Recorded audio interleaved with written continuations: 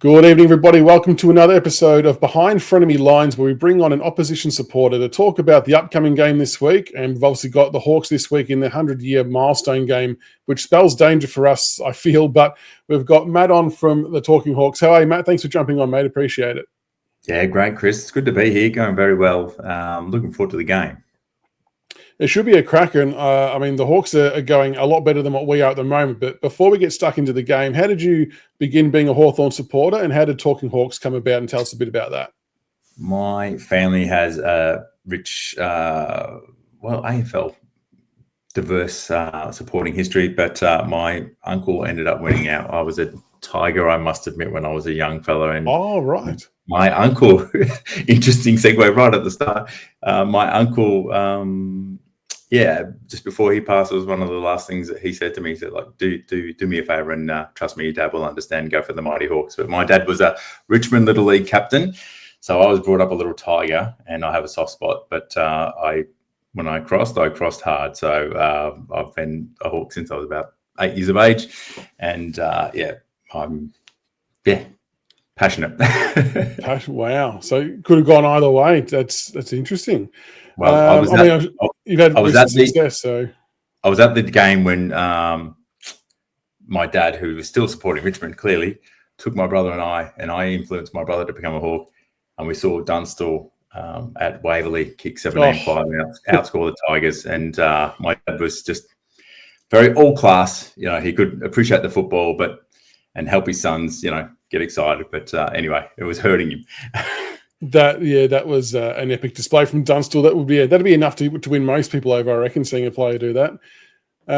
What about the Hawks of today, though? You're sitting fourth at the moment, coming off a very nice 50-point win against the Eagles. Strong start to the year, sitting 5-2. Has it felt like that you've met expectations so far, given that you sort of jumped, I don't want to say it jumped up out of nowhere last year, but from the outside looking in, it seemed out of nowhere, but you're really dominant towards the back half of the year, and it seems like it's carried on. Yeah, it's not quite. We didn't continue how we left off to end the season. We were probably one of the form teams with the Doggies, and going into the finals, probably a team you didn't want to face, but we've brought in a couple of different personnel.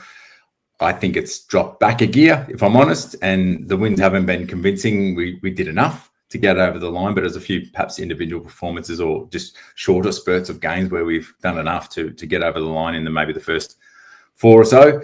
And then, the bye cost us, and we're still working it out a little bit. I mean, your key backline's been completely reshaped with Battle and Barras coming in and Frost now sitting on the sidelines. Is it possibly just an adjustment period, just them getting used to how things are working, do you reckon? Yeah, it's a good call, Chris. I think the Battle Barras, significant, like as far as the opponents that are going against them, they're some of the best in the league. What they put up this season as far as the winning competitions against a direct opponent. So that's awesome. But then working out how they fit in with Sicily and others, and we've had Blake Hardwick forward a bit more rather than in the back six. So it's been quite a shift, and we've lost Carl Amon going into this game. So, some of what's been really solid, we don't have Frosty in there anymore. So it's been good down there, but they're still working it out. They're going to improve, and they're sort of working out how to throw a few people around. So it's scary because my wife and her family are all Hawthorn, so I do watch quite a few of your games live and on TV, and the ability now for you did it a bit late last year as well, but Hardwick going forward, like you mentioned, but the ability to free up Sicily on a game-dependent basis is a massive move to have up your sleeve. And Battle can go forward as well if you had to. Yeah, and we haven't seen that yet. So excited to see Battle when they let him off the chain, but and can play midfield if we need, which is exciting. So Barras up forward last week was a bit cheeky against the Eagles. I did see comments about that. Sicily can take a mark when he needs to, which gives him a good chance to, when we throw him up forward. But I don't mind seeing Hardwick up there as well. So it's chemistry, though, isn't it? At the back half is usually where a lot of drive comes in modern football to attack. So it's nice if that's solid. And you're doing all this without Mitch Lewis as well. He's probably arguably one of your better key forwards when up, fit and firing. Troll's doing an all right job, and Gunston, I reckon the last 2 weeks looked like the Gunston of 5 or 6 years ago.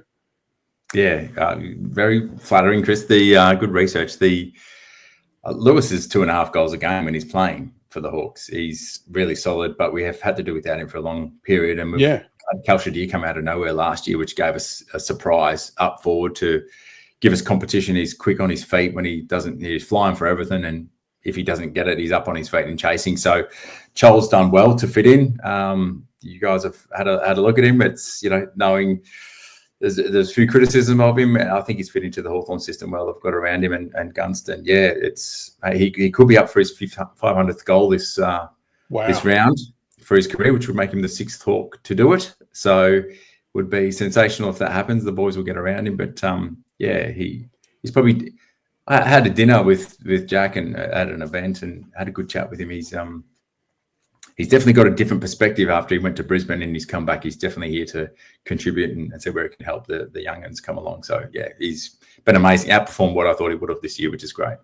And that's where it's important. I suppose we've got a few players in a similar age bracket that are having to do a similar thing. They've got to now realise their role's not to be the main person anymore. Their role is to now impart their knowledge and wisdom onto the next lot of kids coming through to set the club up for the next 5 or 10 years. And depending on the player you're talking to, that can be a hard one to sell, can't it? When they've been the main guy the whole career, now they're kind of passing the baton, giving up their own position, essentially. Yeah, it is. It takes a lot of courage, I think, and depth of character for a player to do that. It's very sacrificial. I love seeing Lynch still there. You've got a few that you could name, but it's being committed, Nank. It's just like you've got some great boys there that are just having a good crack, and then I think I see them energized in the same way I saw some of the senior guys at the Hawks get energized when the young crew at the Hawks that they brought through. Some of them are leading and setting the standards. So, Layla, amazing. What can you boys do? Like you see that Dusty-esque. I love watching a guy like that dominate. He's confident. He's willing to have a crack, and he's got the confidence, and he's getting it done, which is a real credit. So I think you got one of the most exciting boys in the league. Yeah, it's good to see him doing well. We just want him to play more midfield minutes, but I can understand why he got to be eased into it. But maybe he'll see a bit more as the season gets on. Have the Hawks hit expectation levels for you? I know you said before you're a bit disappointed with some of the way you've won, but in a lot of ways, at this time of year, winning dirty and winning ugly isn't necessarily a bad thing, is it? Like, you'd rather be sort of peaking towards the back half of the year, I guess, when it all counts. Totally. Yeah. Just knock them up, if you get a win, chalk it up. It's great because we've got a few boys that are now being injured. We come into the season pretty well.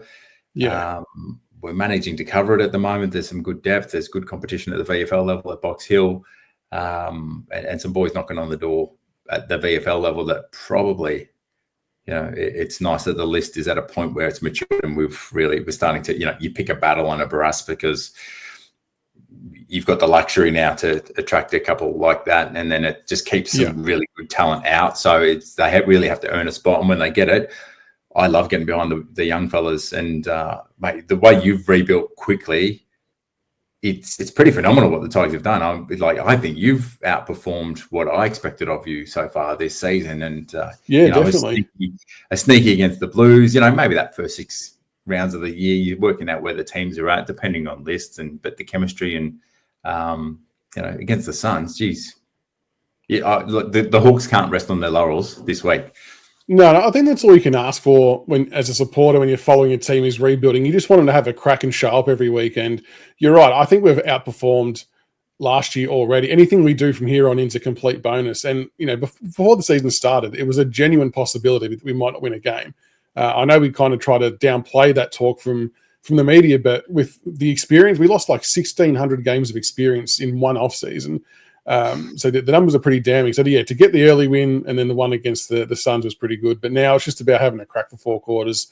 The Melbourne game last week, the first half we were pretty good. And then that third quarter, they just smoked us. And I feel like that's going to be the trend for a lot of games, especially against better sides. Like Brisbane kept us at arm's length, but we still fought it out. So as long as they're fighting it out, I think you can walk away relatively okay with the scenario. Yeah, I think, look, even at the end, you're not giving up in games. And even against these, you still had a crack in the last quarter. That's encouraging for me as a fan, having seen the Hawks just sort of start to come back up. And it's, Sam Mitchell said, I listened to his press conference for in the lead up to this game. Tigers is like, they're staying hungry. They're putting pressure on. They're quite exciting and bringing fans to the ground. And I think you don't have a limit in that regard when you're investing in the youth. You've got Uze. We loved him when he was an assistant. You've got a coach that's believing in empowering a young group. So it's almost like up to them. Like, they don't know a limit. And I think that's a little bit what the Hawks did last year as well. It was just like, well, just keep going, have a crack. And the energy sort of builds from the youth once you get a little bit of a well-oiled, I guess, system. But I think the makings are sitting there nicely for the Tigers. I think your reboot button and then push really hard, and you've done it well. Yeah, in a lot of ways, I do often compare your rebuild from not long ago to, like, I feel like we're at the start of what you were doing, where you were showing, like, you would beat a Collingwood who were, in their really, really good years, and then you'd maybe not win a few other games. So you were starting to build that consistency. And I know we're at the very, very start and infant stages of that, but I sort of see how exciting and how rejuvenated all of your list is. And I think that's now the blueprint. I think a lot of teams are going to strive to have that enjoyment factor, which I know we obviously did a little bit of in 2017 and whatnot, but you can just see how much fun the Hawks players are having, and it seems to unlock a little bit more potential than playing it all serious. Yeah, for sure. I think it's you work out who you've got in your mix. If you can design a game plan that plays to some of their strengths and whatnot as a coaching group, it's exciting to see what they can come up with, and you can watch the trends and all of that. I think Sam Mitchell and the coaching group are pretty innovative in that the teams had the whole off season to do their analysis, their opposition analysis, and work out how to try and unpick what the Hawks were doing. We've seen a little bit of that, I think, at the start of this season as well. So you've got to keep innovating as a club. So it's, when there's no pressure on, go for it, Uze, rack them up and have a crack, try it, have a plan B and see if you can execute it. But probably not a plan C at this stage. Might be a bit early, but I think great potential there. Yeah, we just want to see a half of a plan A, but we'll jump across to the selected sides for this weekend.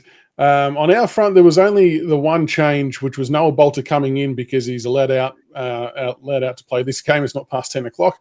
And Campbell Gray, who I think is very unlucky to miss out this game, to be honest. I know it was only a 5-possession debut game last week, but he didn't really do a hell of a lot wrong and looked pretty comfortable at the level.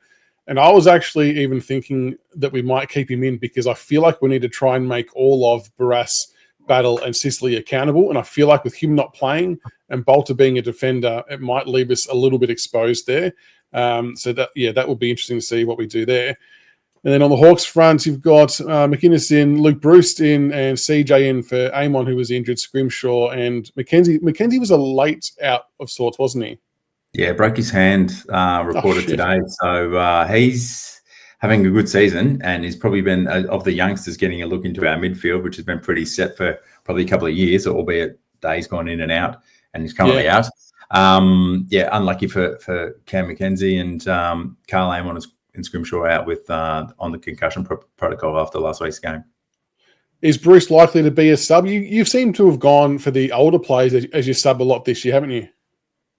We have, mostly. I think, well, to a degree. I think Bruce coming off the bench, he did well, going even into, recent memory. He's effective. He knows what to do with the dangerous. ball. He's he so gets dangerous. The right spots. This year, Punky Bruce, he's not quite probably what he was last season. So we'll see. McInnes has had a drop back to the VFL, had a cracking performance, and he's straight back in, but lost Carl Amon. So McInnes has got an engine, can tag if we need it, worked really hard on his possessions, his foot skills. So that's notable. Probably Hawthorn fans have had a crack at him in years gone by, or some. And so Finn being able to now be a little bit versatile and go forward or play a tagging role on the wing, he'll run all day. So that replaces a Carl Amon's run for us. And CJ, you get an excitement machine there. So, and does Amon's big out, because I reckon he's one of your big driving forces off the half back line. Does his out change D'Ambrosio's role a little bit as well, from playing high up the ground to a bit more of a half back role again? I think they will. No, I don't think it'll change his role too much. Massimo's probably, last year was playing out of his skin, and I think this year maybe the opposition have done a little bit of homework as well. He's still having moments in games, but he was outstanding last year. So I think, he's a reliable left footer. We love his delivery. He'll still do what he needs to do. His attack on the body's as good. His slider frame, but he's been very courageous since he's come across the Hawthorn. He's been a great get. I was really shocked, number one, that we let him go, and then number two, that Essendon let him go. So I think you've ended up with a good player there.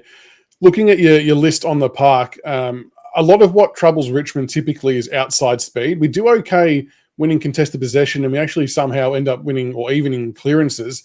But when you see names like Impey, D'Ambrosio, McInnes, Morrison, Moore, even Nick Watson, if he gets up the ground, the speed is what worries me greatly. And I think it's one of the big things of the parts of the game the Hawks could expose us at. Yeah, quite possibly. We did very well last year moving the ball quickly. I don't think we've quite done it as well this year.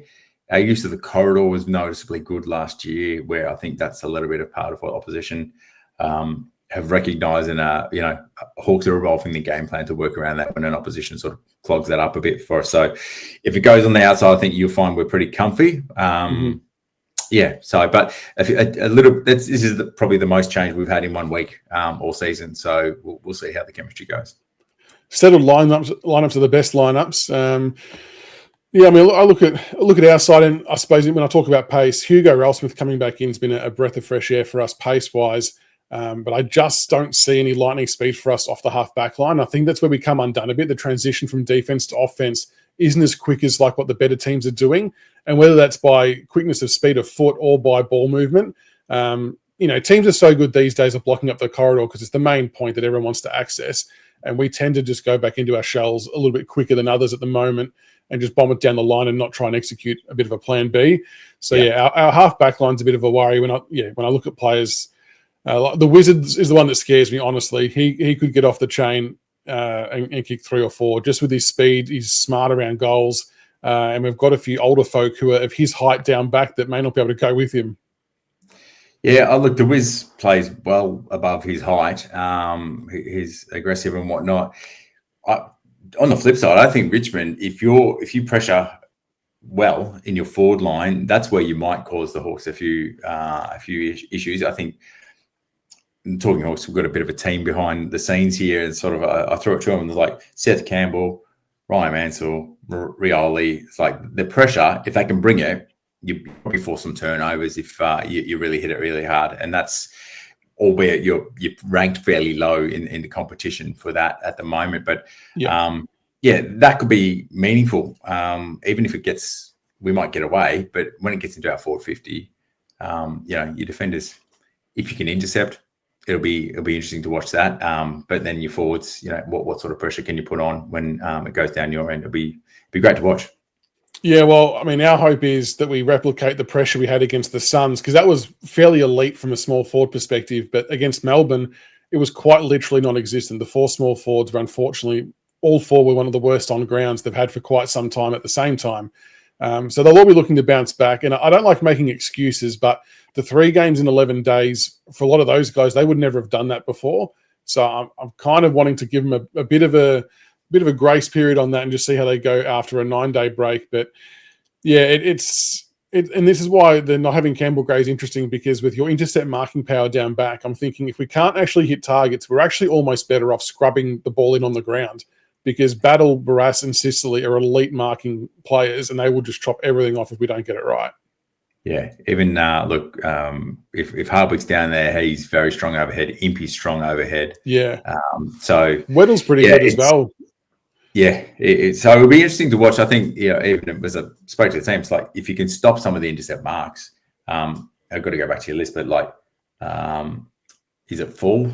Jonty Fall? Yeah, Jonty Fall. Yep. Yeah, Layla, Jacob Bauer, Steely Green. It was like all these boys, Tommy Lynch. If you can stop some of that intercept, put a bit of pressure. The intercept marks that the Hawks do well with. If you can put that pressure on in the air and have your crummers there, it'll be game on. Yeah, exactly right. And like Jonty Fall does fight fairly hard for a young guy, and he does love the physicality. Obviously, just the lack of experience hurts a little bit. But yeah, if he can play in front or at least maintain body contact and bring the ball to ground, I think that's going to be our best chance. But at the other end of the ground, surprisingly enough, I actually feel like that's our taller defenders match up okay on your taller forwards, but it's the smalls I'm worried about. So in terms of matchups, one of the first ones I'll bring up, Miller versus Gunston. I mean, I don't think Bolter's going to go to Gunston. I think Bolter will go to Troll, like what you text me, which will be a really good matchup as well. Both these matchups will be interesting because, like I said before, Gunston is in really, really good form. And Miller does play better when Bolter's next to him. But yeah, it's going to be interesting to see if we can keep your big forwards in check, like I think we can. But then, yeah, there's the problem of the smalls. Yeah, so you got a Chol that's probably going to be very aerial. You get a wizard that will go for some flies. I think Sicily, if he goes as his forward, he'll fly. There might be someone that rotates through. Gunston isn't leaping like he used to by a long way. So I think knowing that, if you've done your Oppo analysis, looking at how you will play Gunston, but he's a smart footballer and he's constantly directing traffic. He's architecting where everyone should run to create space. And that whole mentoring that I talked about earlier between him and Bruce, even if they're not playing, they're in the box or they're on the bench. You know, if they're the sub ready to come in, they're constantly in the ear of the forward, and it's sort of accelerating that chemistry in the forward line. So Chol's your main one you've got to really worry about up forward. Gunners has been dangerous because he's just smart. He knows where to go, and geez, he had a shocker kicking at goals last week, but he's had a few bags this year, so to our delight. And if Sicily goes forward, that will spell a lot of trouble for us, I think, because I don't know if he goes forward. I think we'd have to sacrifice a Miller or a Bolter to sufficiently man him, because I'm not sure. Broad, I just don't think he's got the side speeds and strength to go with him anymore. And I think Vlosten might be slightly undersized, and Luke Trainer's in his 6th game. So that could be a genuine wild card for you guys to throw him forward, especially with us being a tall forward short. Yeah, and whether Sam rolls the dice again, look, there was Barris up there last week. Does he roll the dice and chuck Battle down there? Because Sam Mitchell's talked about that. We haven't tried that yet. So I think that multi-positional player and the adaptability within the team is something we've been building in last year and into this year. No disrespect, but, against the Tigers, you might try a couple of these things if we've got a little bit of a lead. So for sure. Yeah, we'll see. No, that makes complete sense. The next matchup had Nankervis versus Big Meg. I love a big ruck battle. Meg's been really good. I think he's almost underrated by a lot of people outside of Hawthorn, but I think as the seasons go on, he's starting to get a bit more recognition from the outside football world anyway. But this will be a really big battle. It's phenomenal. I would say Meek is probably number 2 in the competition right now, not just underrated. And that's I'm an optimistic realist, so you'll hear me give a level view here. But Meek's number 1 for total hitouts, and Nank's number 3 for clearances amongst ruckmen. And Meeky likes also helping. He's very good below his knees. So as far as clearance and tackle and pressure and blocking, Meek's very good. But they're both important to each team. So being both ranked above average rating for like tackles, handballs, hit-outs, I think they both play a key role. So it'll be a great matchup. I expect Meek to slightly get the edge, and if he continues his form, he can run all day. He's very, very fit. Nank's probably a little bit of a better mark, in my opinion, but we'll see. Who would do backup rucking for you guys when Meek's off? Does Marbs usually go in there and do it? Yeah, he does occasionally, and we'll get Weddle in and sometimes Nashi. Okay, because that's where we're, I suppose, throwing a few magnets around trying to land on what works best for us. We had obviously Jacob Blight for a little bit, but he's not in the side anymore. And that was probably another reason why I thought Campbell Gray might stay in to do that, because we won't use Bolter. I think we can categorically rule out anyone who's playing in the back half won't go on ruck, because the last time we did it, it just upset the back line too much, as Uze said in the press conference. Yeah. So with that said, I'm kind of thinking it might be a Camden McIntosh. I mean, if it's against Weddle, that's okay, but if it's against someone taller, that doesn't work out so well in our favour.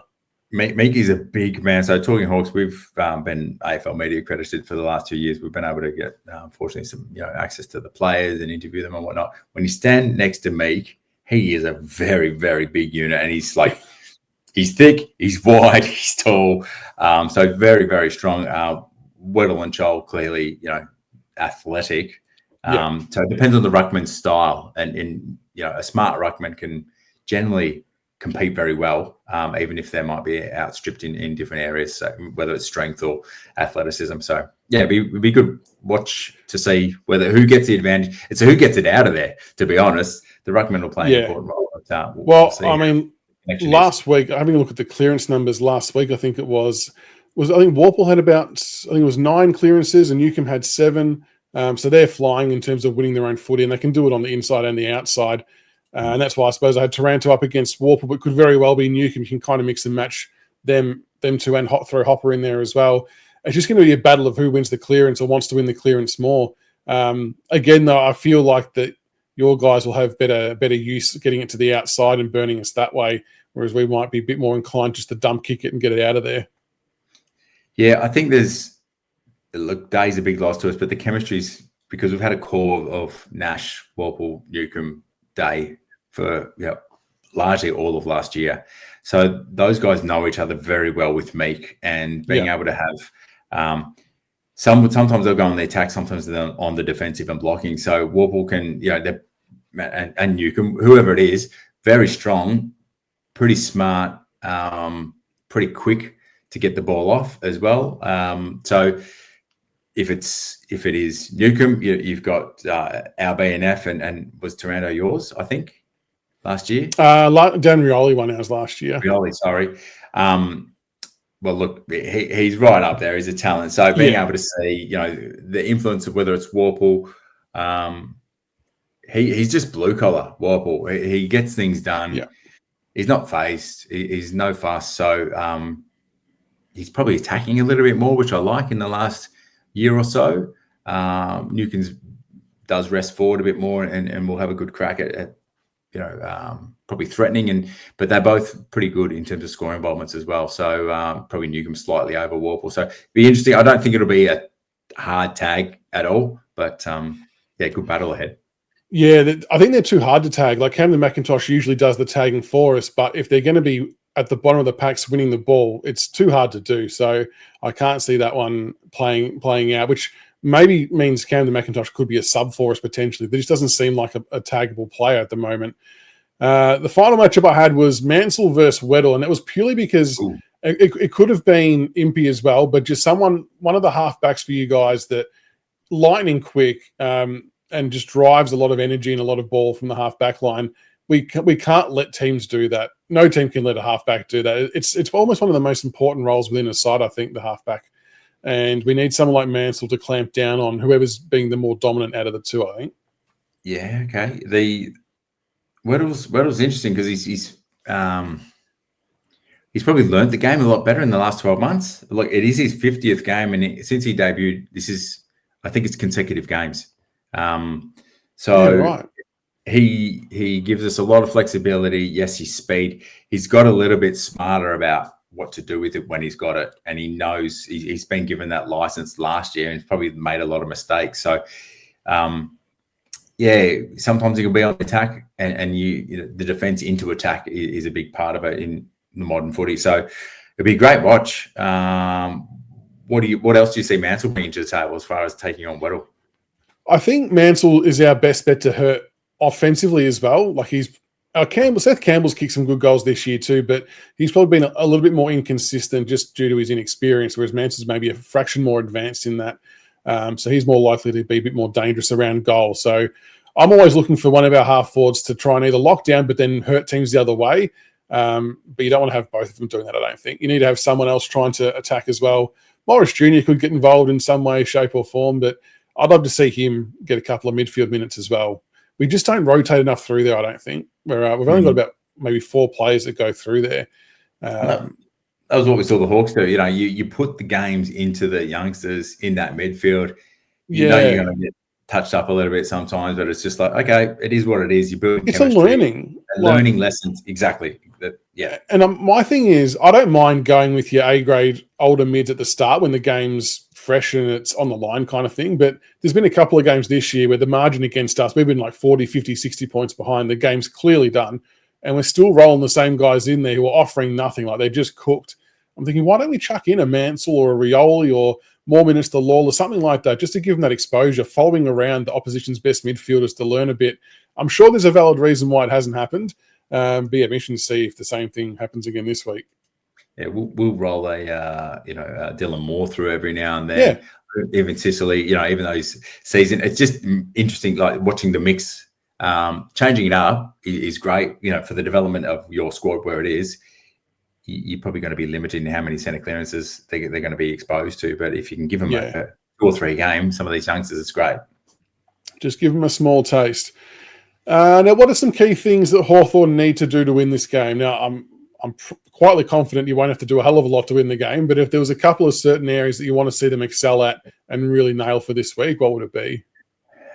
I would say using the dimensions of the MCG is really important, which we can do well. We do like the ground, as do you, but being able to, I think the game plan that we've evolved this year from last year, it does lend itself to, against any opponents, trying to use the size of the G when we're playing opponents there. Getting the ball into our key users, 100%. Like, look, we lose aim on, but Sicily, Battle, Impey, some of these boys driving off the half-back line will be key. If we can win it in the middle with the clearance, we touched on it with, Meek, he's been super dominant. I think he hit the most record for hit-outs in recent weeks. So for a Hawthorn ruckman, he's given us great service. So if we can win in the middle and we're being pretty solid down back, we'll be pretty hard to beat, I would think. I think so too. On the flip side of the coin, if you were coaching Richmond or doing opposition analysis against Hawthorn, what's a weakness that you think teams could try and exploit to try and pick you apart a little bit? Yeah. Touched on it earlier. I think that use of the corridor last year is something that oppositions are really aware of. So we really got smashed by Port Adelaide. If you can attack the corridor, you've got to have the cattle to back it up. If you're going to take that risk and go through there, if you can do that, amazing. I also think the forward pressure, as I said earlier, you have a good chance if you move quickly before it gets to those good users of the ball. That's key. Sometimes we've done quite well, just if they're all over the Hawks in terms of not giving them any time to think, it could go in favour. Well, I'll be interested to see if we can execute any of that on the weekend. Like I said, even if I see it for a half, I'll be more than happy knowing that that's where we're at with our football. But with that all said and done, what is the final margin for this one, do you reckon? And you don't have to go gentle. If you think the Hawks by 80, that's fine. We understand where we're at. I want to ask you a quick question about Sam Banks, but I'm going to say I think the Hawks by 37. I think you'll go better. Look, we weren't great against the Eagles at the beginning of the game, and then our goal kicking continued to be a little bit woeful. So I think we'll straighten up a bit, but I just think Richmond's got a bit more excitement in what you're doing. So I think you're going to give us a little bit more trouble for passages of the game, because we've not been convincing for 4 quarters at once this season. So we're probably playing 2 quarters well, and that's been enough to get us across the line. If we're going into a 3rd quarter, then we're giving teams a fair bit of trouble. But so 37 for me. Yeah, I reckon somewhere between 40 and 50, somewhere around that mark. I think the Hawks will definitely prevail, especially on such a big occasion with the 100 years. So what are we going to ask about Sam Banks? Quick question. So the Hawks were interested in Sam Banks. We interviewed him before he was drafted. So it's on the or it's on the YouTube video. But he's a cracking young lad, and so you get a soft spot for some of these boys, especially Tassie boy. One of our guys knew his dad, and so sort of got a little bit of mail there that we were interested, and you snagged him, and I'm just glad to see him. He's been fairly consistent in this year. It looks like he's coming along nicely. Yeah, he's doing okay. He missed a game with concussion, which probably broke a run of really good form for him. The things I've heard from within the club is that they rate him really highly as one of the better players from that draft crop, from the players that we took anyway. I'm just wondering if we're still trying to work out where his best position is. He often he'll go between wing and half back. Good use of the ball. He's a really good size. And it just looks like he's starting to think he belongs out there, which is really important, like you would know from the Hawthorn kids, that once they have that light bulb moment, they start to play with a bit more freedom and a bit more aggression, and they just look a bit better out there. And he's definitely taken some good steps forward this year. I think a lot of Richmond supporters are right where we've got him. The question then becomes, does Tassie become a factor when they come back in? So for all teams, I know. Watching carefully. I look, and this is an exciting game for the Hawks. This is the first, so it's the centenary year for the Hawks being in the VFL, AFL. Richmond was the first team that the Hawthorn Football Club played. And I think it's, so the centenary match. If I can do a little plug, Chris, I would love to. Yeah. So Patient Wolf. So if you like your gin, you may not, as a Richmond supporter, this is not about Hawthorn, although it is the centenary box. So they're South Bank based. I had a little sample during the week. The club's hoping to move a little bit of the gin this week. Patient Wolf there, it's a very, very good drop. So if you like your gin, it's not just a centenary edition. Check them out. But I can include a link. There's a good little price for it, even though it's a quite a premium drop, smooth drink. And it's me just getting behind the Hawks there. So very nice. Yeah, send through a link. We can chuck it up with the video. That's fine. Amazing. That'd be great. So, but all the best for this weekend. I appreciate jumping on, Matt. Make sure any Hawthorn supporters watching, make sure you get around the Talking Hawks podcast. I'm sure they're already well across it, given the work that you've all been doing. It's running a pretty big organisation there now. I'm calling it an organisation because there's various shows happening and all sorts of stuff. It's going great guns. Yeah, the live stream we started 5 years before before COVID hit, and it was sort of the silver lining. We had a lot of generous. That whole tribal nature of not being able to go to the footy when you're in Victoria, it really hurt. So that was when it all started that season. And then we had a lot of former players coming on. And so the different Hawks fans from Australia and around the world, to our delight, started to tune in. So we have our live streams like this. We will have our podcast. We've got a website, talkinghawks.com, and we write regular articles and whatnot. We get involved with the clubs. We support John Newcomb as sponsors, so money goes into the club. So look, win, lose or draw for the Tigers or the Hawks. As a Tiger supporter, if you know a Hawthorn supporter, tell them about Talking Hawks, or perhaps they'll like a gin. Absolutely. We love having a good chat about the Hawks, and I think footy's it makes Australia a good place, but we've got a lot of good fans around the world Talking Hawks. So we've been fortunate just to align with the club and get some good access to the club and the players and the coaches. No, you're definitely doing amazing things in that space. Not many others can get the current players on, so that's a huge tick. So well done there to you and your team. But all the best again for the game this weekend. I think you'll walk away a little bit happier than what I will. But hopefully we can see a good contest for as long as possible, and hopefully we all get through unscathed, more importantly. Thanks very much, Chris. I enjoyed it. Thanks, mate. No worries. Thanks again. Until the next one, guys, go Tigers. And hopefully we can have a nice little half of good football.